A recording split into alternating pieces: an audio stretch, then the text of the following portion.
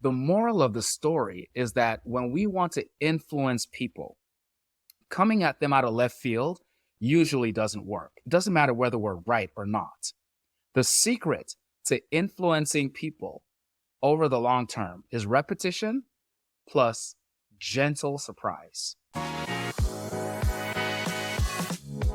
What does it really mean to be a thought leader in B2B? That's what we're here to find out. This is The Notorious Thought Leader, a podcast for B2B marketers who want to generate demand by creating content that builds credibility and thought leadership. In each episode, Aaron Balsa helps demystify thought leadership and uncovers how companies are using thought leadership to generate demand. Let's get started.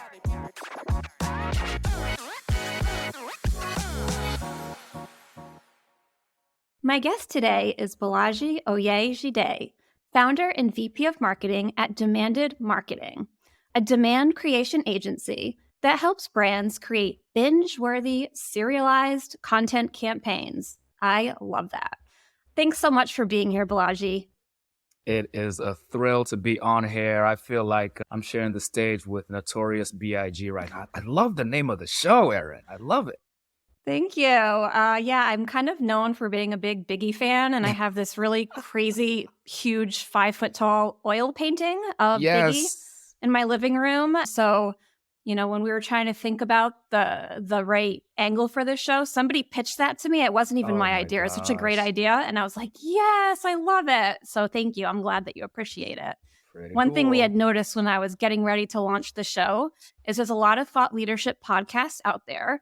And there's great information, but they were all a little dry. And I wanted to make sure that this one wasn't dry and it was fun for people to listen to so they can have fun while they're learning. Yep. I love that. Cool. So you really captivate me with the way that you have a strong position about what's wrong with marketing today. And I'd love to start there. So you have said, B2B marketing is not broken because that's kind of tired. Everyone says B2B marketing's broken. You say B2B marketing is actually in a state of emergency. And, you've been in marketing for, I believe, about 20 years. You started your career at IBM back in 2003, and which means we're about the same age, FYI. But how has marketing changed over the last 20 years, and why are we now in a state of emergency? Oh, goodness. So it's really interesting to have lived through the past few decades. And then, both you and I are parents, Aaron, so we're seeing our kids now grow up where this pace of technology change is the norm. It wasn't always this way, Aaron. I used to remember, I was telling my kids the other day, I remembered like 30, 40 phone numbers growing up. Like my best friends, my uncles, aunts, parents, the girl I had a crush on. I knew all those numbers. Now, I couldn't tell you 5 phone numbers. Like technology is doing so many things for us that we don't have to do. But there are always sort of unintended consequences, aren't there, whenever we introduce technology for the good. I mean, when the washing machine was introduced, I thought that was going to change my life, Aaron. I grew up in Nigeria, so I didn't have a washing machine. And so coming to college in the United States, washing machines, I'm like, oh my gosh, I'm going to have 12 free hours a day. No, didn't happen. I just filled the time with lots of other minutiae. But how has marketing changed? To understand where we are now, it's useful for us to take a look at where we were. And this actually all comes full circle. So how many of you, Aaron, perhaps you yourself growing up used to watch, you're familiar with the term soap operas? Yes, I didn't watch them, but my godmother and my grandmother did. They watched them religiously. Perfect. In college, I discovered soap operas through my wife. She watched them. I think it was All My Children, like religiously every day she was tuning in. And these shows, for people who maybe aren't familiar, for if you're part of the Netflix generation, you don't know the meaning of serial until you get into a soap opera. I'm talking about decades long. It's crazy. How do they possibly maintain this? Procter & Gamble, which actually is the company that I work for right before IBM. So fresh out of college, I worked for P&G. And little did I know, I was a computer science programmer. loved writing code. I knew nothing about marketing, Aaron, nothing. But I went to work for P&G, the birthplace of soap operas. Back in 1927, Procter& Gamble realized that there was this sort of nascent industry of radio shows that people were tuning into every day. And P&G was like, I wonder if we could sell our soap by sponsoring these shows. That's what marketing used to look like. There's this term that says, I know half of my ad spend is working. I just don't know which half, right? So it used to be really, really difficult for us to track to a level of specificity where the conversions were coming from. Fast forward to the 2000s, now we've got all this data, we've got all this MarTech, and we're able to track so many different things, which is great. The challenge is that unfortunately we've swung the pendulum way too far, right? To the point where buyers have learned to ignore our ads. We learned to ignore banner ads. We learned to ignore junk email. We're ignoring just about everything right now. Performance marketing, even, which revolutionized marketing. Once again, thanks, Google. It's becoming more and more inefficient. Ad blindness, falling click-through rates, skyrocketing cost per click, and even third-party cookies that marketers love because you're able to sort of keep track as people move through across the internet, which is a little bit creepy. Even those are going away. Blogs have become outdated. Attention is being concentrated on these social platforms, and those algorithms are slowly pushing us out unless we pay to play. So it's like the game is getting a lot more difficult because the game that we've chosen to play is almost like the numbers game. We've decided that we're only going to invest time and resources in places that we can measure down to the last iota. And the problem is humans don't like to be corralled. We want to be free. I do. I mean, I'm telling you, I remember, Erin, coming out of college, my very first job, right? So I'm finally earning a little bit of income and I get invited to my first timeshare presentation. They're like, free dinner. So I'm a young 20 something single guy. I'm like, yeah, sign me up. And so I go to the timeshare presentation. Have you ever been through a timeshare Oh presentation, God, I've Erin? sat through two like a dummy. It's like the worst decision. If So you're listening and you ever get asked to sit in a timeshare, just say no. no, I feel like everyone ought to experience it at least at least once because you've got to give these folks credit. They get you Oh in the yeah. door. They've studied the psychology. They know the buttons to push. They already know. Now the offering usually is very compelling. Do you like going on vacations? Of course you do. Do you like beautiful beachside, oceanfront resorts with all the accoutrements? Yes, absolutely. Who doesn't love that? The catch is usually the payment plan. The catch is Mm-hmm. usually the inflexibility in terms of when you're able to use it and how often and so on and so forth. So there's always a catch. And so when you try to wiggle yourself out of that deal, my gosh, the pressure sale. Yeah. I've worked in B2B marketing, as you pointed out, for a couple of decades, Erin. And I've felt that the more I've been in this business, the more B2B marketing has resembled timeshare sales. It's not that the product we're offering is bad.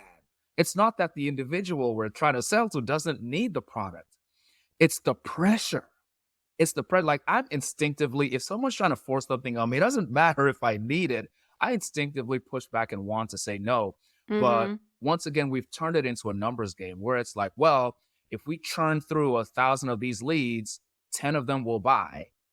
Never mind the experience that the other 990 people have had, which was very negative. At least we got a sale on these 10. Now let's go find another 1,000 people. Mm-hmm. When we step back and we take a look at it, it's kind of bonkers that this has become the status quo. And buyers, frankly, are starting to see through it. It's to the point where, and it's one of the reasons why I'm so glad that you've been doing the work that you're doing, Erin. Communication and influence no longer works as effectively top down. We no longer hold these brands up in reverence, saying, bring me the tablets down from mountain high and, tell me what the word is. I'd rather talk to Erin and find out, okay, what music are you listening to? What dance classes are your kids going to? because I know she doesn't have a vested interest in getting one over on me. So brands really have a massive burden in terms of getting past that skepticism and actually opening the channels where people will allow us in to influence them. Most of us don't want to be influenced. And yet every day, us marketers, we put on our hat, we bring our lunch pail to work, and we are working against this natural human inclination to not get bullied into what is good. Like, trust me, Aaron, you'll thank me one day for this. Like, come on, we're all grown-ups. Nobody wants to be sold to that way anymore. There has to be a better way. I'm latching on to the word bullied. And, I just want to explain what it's like to be in the room for these timeshare presentations for any listeners who have not been in the room. Mm-hmm. They're so good. And if they know you have kids, they pull up these slides and it shows all these toys. Oh, yes. So when you show up every time at your timeshare, every year, we're going to have these beach buckets and these towels and these fun tents for your kids to sleep in. And That's right. they really hit you in the emotional place. Mm-hmm. Like, you want to be a good parent. You want to give your children like these amazing vacations. Meanwhile, there's clocks all around the room, like digital signage, and it's saying like, Barbara in Ohio just bought a timeshare. And then 20 seconds later, Joe in Missouri just bought a timeshare. And you really, of course it's all fake. This is not happening. There's only like 40 people in the room. I don't think they're actually buying every 20 seconds, but they have these signage. These signs are going crazy. And then when you say no, you can't just walk up and leave. Yeah. The sales rep will say, yeah, let me go get my manager. They just want to, take a quick survey on your way out. And then the manager doesn't want to take a survey. They want to try to sell you harder. They're, putting you up the ranks so that you're getting bullied, right? It's so stressful. And I like that you make this example because it really does help people, marketers and sales who work for companies. Sometimes you have blinders on. You don't really stop to see what you're doing from the customer's perspective. I've been there. I remember when I was a new marketer, the direction was just to generate leads. That's it. And if you're a new marketer and you don't truly understand that a lead is not equal to another lead and another lead. Some leads are good, some leads are bad. So what you can do, generating leads is extremely easy. Mm-hmm. You can place an ad, write like a, clickbait type title, make people give you their email address to unlock something that they're curious about. True. And then you can pass that to sales and say, here, I got you a lead. I got you 10,000 leads. Yep, job done. It doesn't mean that these people even want to buy, right? We all kind of know this at this point, but it's something that beginner marketers don't know. I didn't know it on day one. I was like, yeah, man, I'll get you those leads. I'll write these great hooks and I'll, write this great content and put it behind a gate. And that's, I think that some sales leaders that I've talked to still want the volume game. 100%. They're like, I don't care. Like, 100%. We have a big sales team. Just give me as many leads as you can. Like, we'll work them. And so that's another thing where some sales leaders are telling this to the marketers. So they're almost like creating these bad behaviors within the marketing team. Have you seen that too? Yes, absolutely. At multiple companies, it's systematic at this point. And I don't blame those sales leaders. Right. The challenge is a whole structure has been set up. We have SDRs now, sales development representatives, whose job it is to follow up on each of those leads and to call them, to qualify them, and so on and so forth before pushing them up to the account executive. If we don't send them the volume, the SDRs have nothing to do.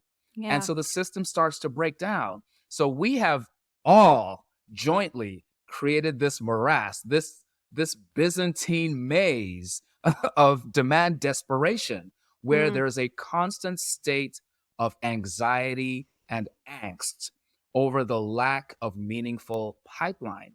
And our executives, our board of director members, they don't necessarily know the best way to fix it. So all they can figure out is volume, pump more through, and we'll stumble upon some of those right people. The challenge is us marketers who are supposed to be creating a compelling strategic narrative, talking to the customer, building affinity for the brand. We're also the same ones who are minding the till when it comes to this volume machine that we've built. And so brands have this there almost has to be a bifurcation where, yeah, you do still need someone to keep that current engine going, but we almost need we need some commando resources to peel off and to do the more strategic work that, while it might take 6 months, 9 months, 12 months to show an impact, it's almost like having farmers versus hunters. It's really difficult to turn a hunter into a farmer and vice versa. But if all you do is hunt, you're just going to eat meat 365 days a year. And if all you do is farm, well, you probably could survive a little bit better than that. But, it might be nice to have a turkey at Thanksgiving. So I really, really strongly believe that one of the ways forward is for us to, as marketers, continue to figure out how to maintain this status quo. You got to hit your lead quota or your pipeline quota. We can't just cut that off cold turkey. We also need people starting to figure out, how do I not only connect with my ideal customer, come up with that strategic narrative and the positioning? How do I figure out the path on which to guide them when we talk about thought leadership? Where are they now? Where do they need to be guided to? And how can I walk with them step by step along that path? It's super hard to play the volume game and to do this very strategic work at the same time. It is. And that's why you need to get both marketing and sales aligned on this new way of doing things. Yes. And it's not just like, yeah, we're aligned, let's do it. It might require restructuring of teams. It's like change management, it's driving change, it's managing the change on the other side. It's really complex, but it can be done. I've actually been through the change, and it definitely makes everyone's life easier when you are giving the right leads to the sales team, right? It definitely does make it easier. And I would say, like, something that I've seen a lot, and tell me if you've seen this, I'm sure you have. So I see a lot of times that, I think you have said, I wrote it down before we were talking. You said management will get more and more frustrated with marketing's inability to create sustainable and predictable demand. And this is something I've seen play out so many times in conversations and in observations with marketing and sales teams that just can't get along. And, I typically hear it from the marketing side, which is like, I'm meeting my quota, I'm hitting my lead targets. Like, why can't sales get it together? Why can't they close these leads? And it can be really frustrating for the marketer who feels like they're doing everything and sales isn't pulling their weight. And on the other side, you have the sales perspective, like, we're killing ourselves. We're the ones feeling the pressure. We're the ones really under the gun for revenue. Like, why can't you just give us better leads? So there's a lot of problems that can be fixed by taking this aligned approach, right? Yeah, Erin, I was just saying that prospects are clamoring for mom and dad to just get along. Like marketing and sales, why can't we just get it together while we're pointing fingers at each other? There's this saying, there's this really ancient saying from, I think it's an African saying. It says, when two elephants fight, the one who suffers is the grass. And so while Yeah. marketing and sales are bickering over where these leads were sourced from, the quality of the leads, the volume of the leads, the buying experience is suffering. And buyers are leaving to go find vendors that are going to give them a positive buying experience. This is why more and more people aren't even entering, they're not even contacting the brand until they're maybe 70 or 80% done with their assessment of that product. They don't want to talk to us. They're like, you guys don't have your act together. So we need a way to enter the conversation that's going on in their minds a lot earlier. And this is where things like thought leadership start to play a massive role. Yeah, so let's shift the conversation there because I love that. So we need a way to enter their minds and create demands so that they are ready to buy by the time they're in front of our sales team. So what do you recommend? Like, what can marketing do to be a good partner to sales? What can we do to get people primed and excited to talk to sales and to buy? Yeah, so this is an interesting one, Aaron, because one of the things that I discovered I loved about marketing, I did shift from programming to marketing. I was like, why am I so intrigued with this marketing thing? And it ended up being the psychology behind it, the Mm, buyer psychology. Like what influences us humans? to choose A over B, to choose Coke over Pepsi, to choose Disney over Universal? What is it that makes us make that distinction and that choice? It's not always, in fact, it's not often the logical reasons necessarily. Mm-hmm. Yeah, I learned there are these two, they're kind of wonky terms, but I learned them. This is like the only thing I learned from economics class in undergrad. But I remember it so clearly because I've seen it play out in my life. When you're evaluating products or solutions for a problem, you're going to evaluate on a number of characteristics. There are things called order qualifiers. Those are the must-haves. So if you want to buy a car, for example, it's got to have four wheels, ideally, right? It's got to have an engine. It's got to have, seat belts, the basics. And then there's order winners. Those are the things that, when it comes to your short list, actually help you to select from the short list. A lot of times, brands are focusing on the order qualifier. I've got the best order qualifiers. I've got the best wheels on the market. Like, every car has good enough wheels. That's not where the choice is being made.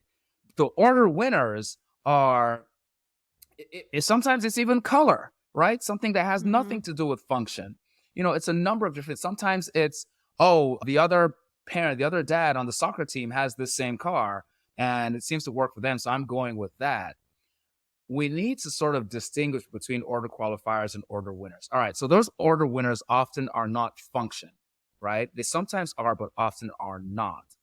So we have to find a way, as I mentioned earlier, to enter that conversation that people are already having. I might not be in a buying cycle today. Most people are not in a buying cycle for your particular product or offering. Right. They say 5% are in the market to buy at a given That's time. it. Maybe even less when it's a down economy and people Right. are sort of, the sales cycles are longer. But people are still open to being influenced. So when it comes to influencing them, the first thing, before you can influence someone, before Erin could ever have influenced me, way before she and I ever spoke, I was consuming her content on LinkedIn, right? I was like, man, I kind of like what, this lady has to say. I'm going to subscribe. I'm going to hit that bell. You need to earn their attention first and foremost. Now, the way we used to compete for attention was more spectacle. I want you to think of P.T. Barnum, okay? P.T. Barnum was a freaking genius when it came to grabbing, just like snatching attention. He would get people to come off of the street. He would like form a line outside of a circus of people that he paid. And then he'd have those people walking through the line. They just walk all the way through the circus, walk out on the other end. But because there was a line, other folks are like, why is there a line? Let me hop in line and find out what all these people are lining up for. We, as marketers in the past few decades, started to move, we started to become spectacle specialists. It became about the flaming logo, the flashing ads. It became about how catchy or how tricky is our copywriting. That stuff works for a time. It maybe works once on an individual, and then they get wise to the game. So we need more signal, less spectacle, more signal, less noise. I would ask, if you asked what's signal, just based on the little intro that we did, Erin and myself, Erin talked about being a fan of Biggie. That's signal, right? I'm a fan of Biggie. So now, if I make a Biggie reference, if I say kicked in the door, wave in the 4-4, all they said was Papa, don't hit me no more. Signal. If you're not a Biggie fan, that doesn't mean a thing to you. If you're a Biggie fan, you just heard that whole track in your head. You're like, I'm about to go play that track after I get off this podcast. How can we start to create content experiences that don't just demonstrate our know-how, right? Function, order qualifier, but actually make a visceral connection with where our audience is today. Before you can take me to where you want to get me, Erin, you got to let me know that you see me and where I'm sitting right now. And if, as a matter of fact, if I never move, if I never leave, if I never take a step toward your brand, toward your solution, I still want to feel seen by you. This is what Procter & Gamble was doing with soap operas back in 1927. They didn't make their soap the hero of the story, Aaron. They made the consumers of their soap the hero. They told their consumer stories. So I think when it comes to earning attention, we have to graduate from spectacle. We have to graduate from P.T. Barnum and start to do it more like Procter and Gamble. Let's start to tell our ideal customers stories. So something that is, hugely important in B2B, and I know you and I agree on this, is having a unique point of view that can really help you get this kind of big group of devoted, loyal followers who would, as you said, metaphorically, they're willing to die on this hill because they truly are aligned with your thinking and your vision that you're painting of a better future. Yes. So they feel seen. You're doing what it takes to influence them, even if they don't want to be influenced, because a lot of people are open to being influenced, even though they're typically skeptical, like me. I'm a pretty skeptical person, but I am open to being influenced. Yeah. So where does the company's unique point of view come into this? Where does it come into this? Yeah. This is important. This is really important. So we're living in a time now, Aaron, where there's so much digital noise. There's a movie that Tom Cruise did about a decade ago called The Minority Report. And it's funny how you watch these futuristic sci-fi movies and half the stuff in there looks crazy. And then 10, 20 years later, it's like, oh, how quaint, how cute. So Tom Cruise is a detective. This is like a near future sci-fi. And they have this technology that it's called pre-crime. It allows the police to see crimes that people are about to commit. Thus, the police can prevent them from committing the crimes before they commit the crime. Pretty crazy, right? So there's a lot of cool concepts in that movie. But along the way, Tom Cruise becomes a fugitive. And then as he's running away from the police, he's running through a mall and they're showing all these different personalized ads, these pop-up holographic ads based on who he is, based on some sort of, I don't know, camera in his retina or something. It's wild. So they just know so much about that individual. They know so much about Tom Cruise. They're able to sort of customize what they're advertising to him. But that's not the way forward. That's not the way that's going to give us success. The way that's going to give us success, there's a wonderful book. It actually wasn't a physical book, it was an ebook that I read about a decade ago. It's called The One Sentence Persuasion Course by a guy named Blair Warren. You probably have never heard of him. He's not famous or anything. No, I haven't. Yeah. One Sentence Persuasion Course. Can I give you that sentence? Please do. It says, okay, here it is. It says, people will do anything for those who encourage their dreams, understand their failures, allay their fears, confirm their suspicions, and help them throw rocks at their enemies. And he goes on to unpack each of these. So when we talk about a unique point of view, you almost have to start not from what makes you special as the brand, as the subject matter expert. You have to start from what makes your audience special. What's unique about their pain? Why is it that hip hop and rap completely revolutionized the music industry back in the 80s and became such a prevalent standpoint? Because it came from the language of pain, the language of protest, the language of the have-nots, the language of the outsiders. Your ideal customer, your audience, to some respect, is the neglected. They're the outsider. They have pain because you got something that's trying to fix it. So instead of starting from the fix, why don't we start from the pain? Instead of being an expert in how you're going to solve my problems, why not be an expert in expressing that unexpressed angst that I've never been able to give words to? This is why Notorious B.I.G. was able to connect with two people as disparate as a kid who grew up in Nigeria and had no experience to what it was like growing up as a poor kid in Brooklyn, to Aaron, who I'm guessing maybe didn't grow up as, certainly not as a poor African-American kid in Brooklyn. Not in Nigeria, no. I grew up in this really rural town at the end of a dead-end street, Mm-hmm. which used to be a street by a pond. It used to be summer cottages. Like people would go there for the Mm. summer. And over time, they all got abandoned. So when I lived there was half of the houses were still like abandoned shacks Oh, and half wow. were houses. And this particular neighborhood in this really rural town Mm-hmm. attracted some pretty weird characters. So, I mean, Wow.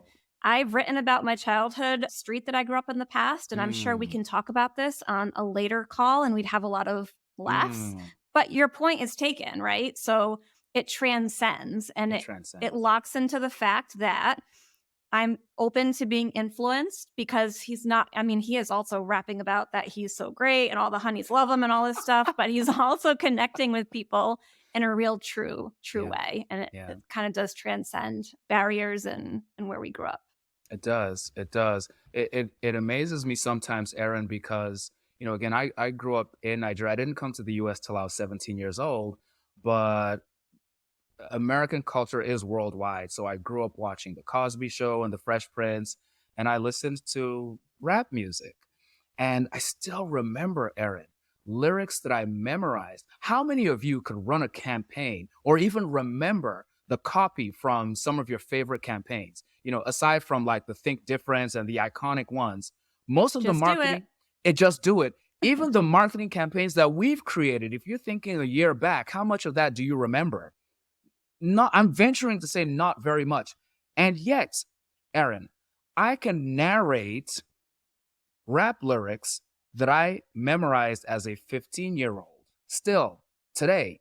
And if I hear the song, I'm just going on. And people could do this with country music. I grew up listening. My mom loved Dolly Parton and Kenny Oh, Rogers. yeah. So I could sing Islands in the Stream. I could sing The Gambler. I could sing Jolene. Come on now. Yeah. These are, I can sing all those too. it's We grew crazy. up in different worlds, but so similar at the same time. Transcends. Yeah. It's a good lesson to take away. So, all right. So we know we need to earn attention. We know that having a unique point of view can transcend and develop affinity so that even if I'm not ready to buy, I already like you. I already relate to you. I Yep. might even start to trust you so Mhm. that when I am ready to buy, I'm more open to hearing what you have to say Right. about your product, right? Right. Is that the next step? Kind of getting them interested. But actually, before I go there, I want to talk about what you do because what you do Yes. is super interesting to me. Yes. So these binge-worthy serialized content campaigns that you Mhm. create, could you Mhm. give an example just so I and the listeners can get a better sense of what you mean by that? Yes, I'll give you two examples if I may, and they're going to be pretty different ones. So the Okay. first one is something that I did several years ago. I was in between jobs at the time, and my wife and I, we had our first son. We have two boys. They're now teenagers. But back then, our first son was about 3 years old. And I used to tell him a lot of stories at bedtime. Now, I grew up a comic book fan, Marvel, DC Comics. Again, this is in Nigeria when we talk about content experiences that transcend. I grew up reading the Supermans, the X-Men, Fantastic Four, all that good stuff. And so I would tell my son just these out of this world, larger than life, heroic stories. And my wife was like, one night, why don't you write some of these stories down? So I started to write these stories. I started to publish these children's books. And I ended up running this company for about a decade. And for me, these books that I was creating, these heroic superheroes, they were all kid superheroes. It was a way for me to almost create modern mythology where I could sort of translate a lot of the life lessons that I had very painfully learned, that had taken me decades to learn, and sort of transmit these lessons to my kids. But instead of doing it in a preachy sort of way, I did it through this vehicle that was entertaining, that invited not just spectacle, but subscription. Like I would write ongoing stories. Mm. It's the same idea. I ended up selling, 250,000 of these books, traveled Wow. all across the world. I was giving speeches in Ethiopia and Caribbean islands and talking at school teacher conferences, all off of, silly little comic books that had some sort of an allegory woven into them. So that goes back to becoming a master at your audience's pain and being able to express that pain And then once you've expressed that pain for them, you could start to walk them to a future better version of themselves. Fast forward to today, most of us are aware, we all work super hard. Most of us are working from home, or a lot of us are working from home anyway. And sometimes that separation of work life can be difficult. But when it comes time to sort of defrag and to relax, a lot of us are clicking the button and we're turning on Netflix, we're turning on HBO Max or Amazon Prime, and we're watching our favorite show. So these streaming companies, the Disney Pluses, they've figured out how to not only create a compelling, entertaining content experience, they keep us coming back. There's that subscription element. There are characters that you identify with and that you love to love or love to hate. There are cliffhangers at the end of each episode that make you want to watch the next episode. Goodness, the CEO of Netflix, Reed Hastings, he said a few years ago, people were like, who's your biggest competition? Is it HBO? Is it Amazon? He was like, it's sleep.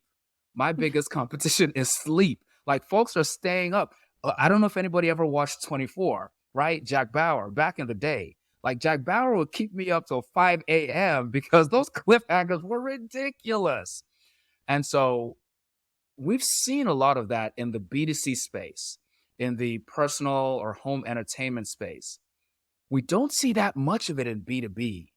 B2B is still asking us to read ebooks, to attend webinars, to read white papers. And those forms of content, they're not going to go away anytime soon. They have their place. But there's room. There's room. We could nudge a little bit and adopt some of these things that we've seen to work in the B2C space.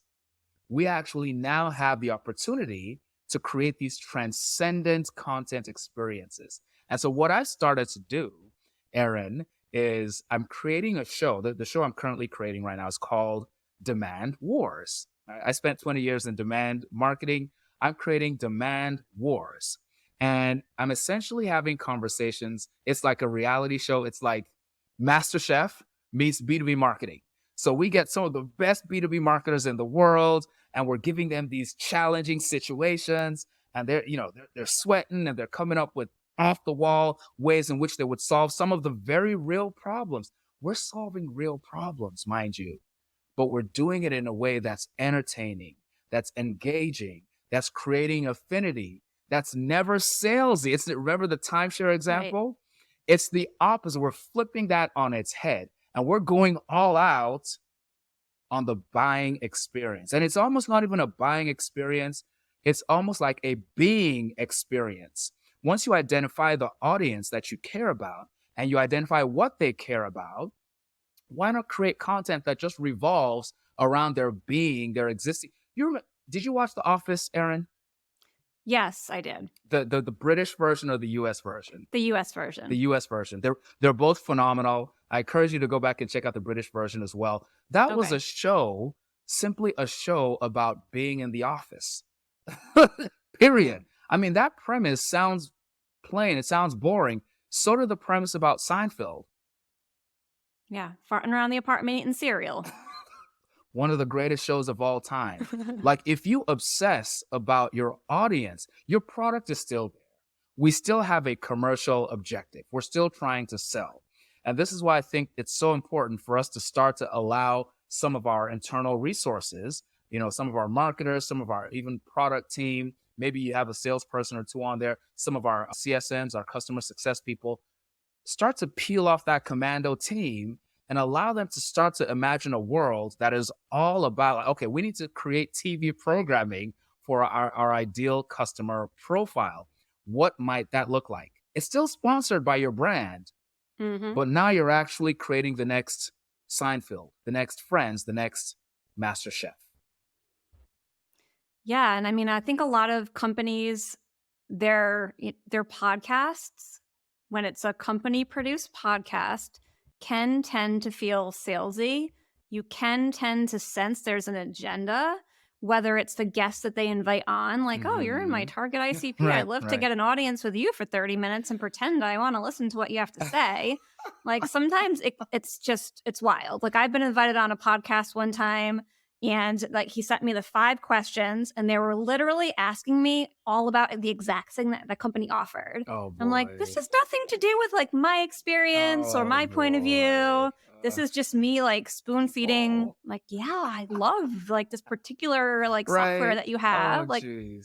hell? Like, that is the complete opposite of what you should be doing. Yeah. And I've noticed that a lot of people who are doing these shows as like a passion project or on the side of their main gig, there's plenty of people Mm. who have a show that's not part of their full-time 9 to 5. Mm-hmm. It's affiliated. There's a Mm-hmm. connection between what they sell, what they do, but you can tell it's a passion play. You can Yeah. tell it comes from a place of wanting to learn, Right. wanting to connect, wanting to Right. help.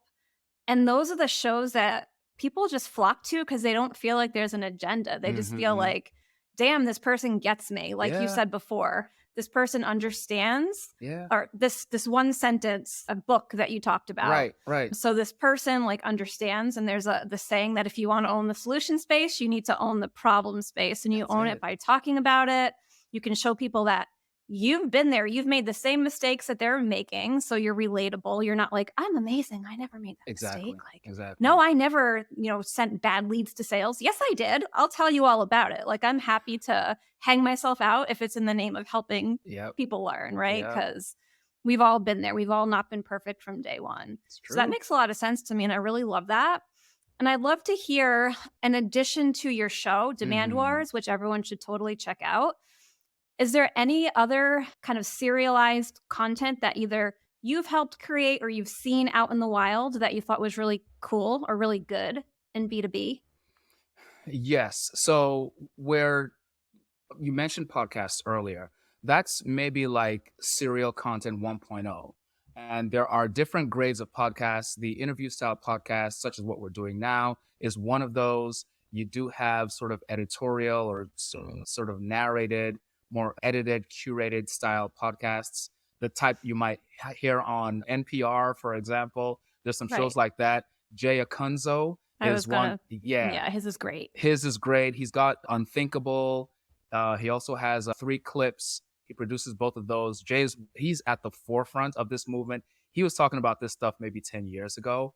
Mm-hmm. There are companies that are starting to spring up now focused on this rare opportunity. So Audience Plus, you could go to their website, audienceplus.com, is at the forefront of how do we actually start to productize this in the B2B space. They're actually creating software that's going to empower brands to start to move in this direction. You could follow Anthony Canada in that respect. So we're starting to see this crop up. I'll give one more example. ProfitWell, Patrick Campbell, he started doing this a couple of years ago. ProfitWell, he created something called the Recur Network. And it's just a series of shows that obsess about SaaS and pricing. So most of the world, that couldn't be any more sleep inducing. To a certain percentage of us, we're like, hold my beer, like sign me Right. up. Like, like when's the next episode? And they created a stable of shows to the point where ProfitWell was acquired by a larger company called Paddle last year. And Paddle is now expanding that show network even further. You'd be surprised. Salesforce is doing this. They've got Salesforce Plus. Wistia has been doing this for a few years. So there are actually a lot of reputable brands that are doing this, but it's still fairly rare. What that means is that for us marketers, you might have a little bit of selling to do if you're trying to convince your CEO or your VP of sales that this is something good to invest resources in. Does that mean it's not worth investing in? Absolutely not.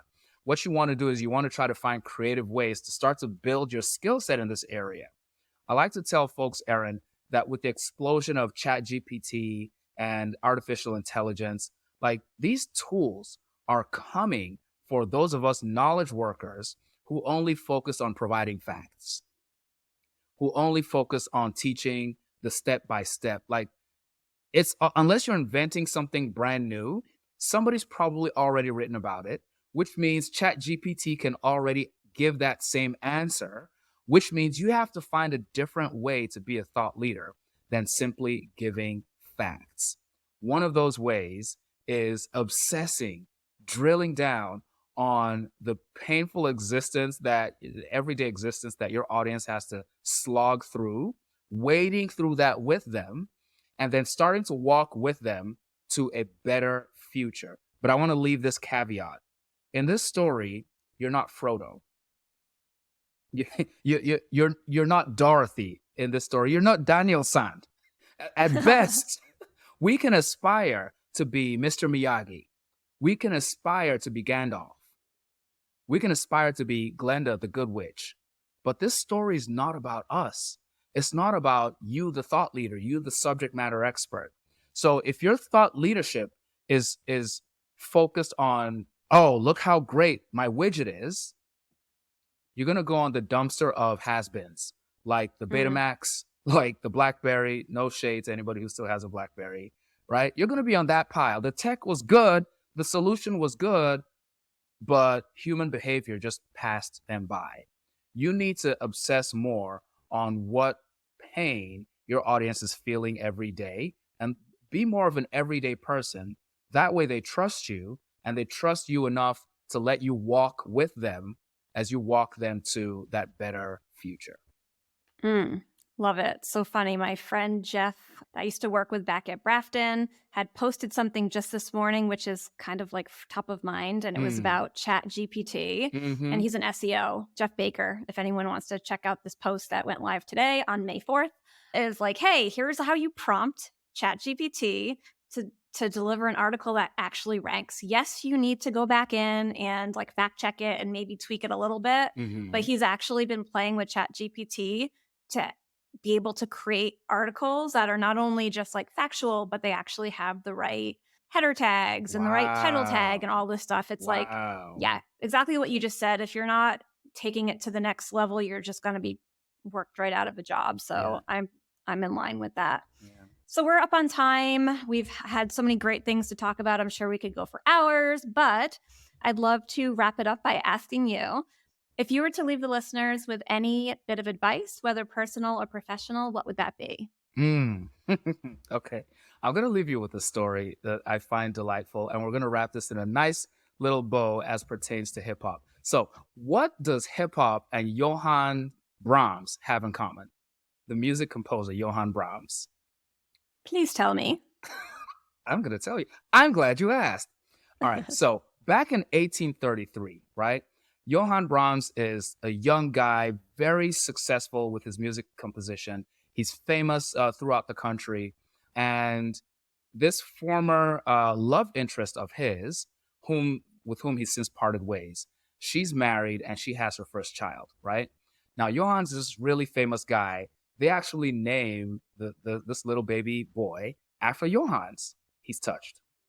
In return, he records a lullaby for this lady and her child, right? You probably heard the lullaby. It's maybe the most famous song in the world right now. You guys could go look it up on YouTube afterward. I think it's Vegan Lead. I think it's called with a W, Vegan Lead. Typically called Brahms Lullaby. There we go. Much simpler. Brahms Lullaby. Now, here's the really fascinating, there are two fascinating things about that lullaby. Number one, Brahms was so gangster with this, right? He actually embedded in that lullaby a sort of hidden counter melody, which is a song that his former lover used to sing to him when they were young and in love.